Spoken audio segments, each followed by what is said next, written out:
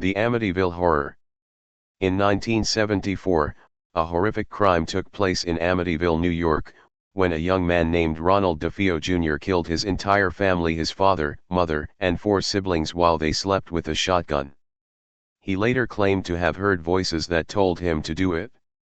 About a year later, a new family named the Lutzes moved into the house.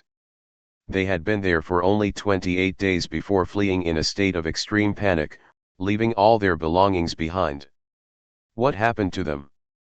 The family claimed to have experienced paranormal phenomena, including strange noises at night, doors opening and closing by themselves, green slime seeping from the walls, pigs with red eyes appearing in the windows, whispers and the screams of non-existent children.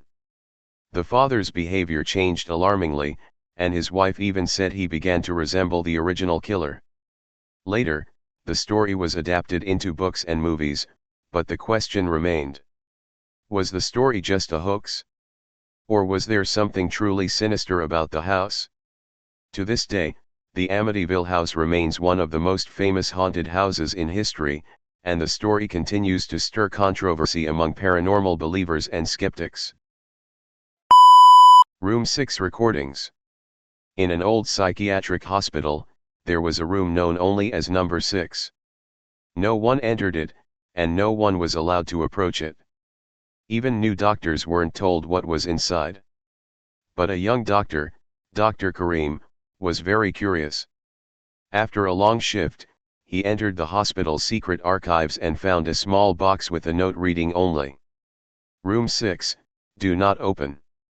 He didn't resist. He opened the box. Inside was only an old voice recorder and a single recording dated 10 years ago. He pressed the play button. The voice. I don't know how much time has passed. There's no window, no door. Just the 4 walls. And they talk to me, whisper. Sometimes they scream. And me? I'm starting to believe them. I tried to count the days, but they change the time. When I sleep, I wake up in a different time.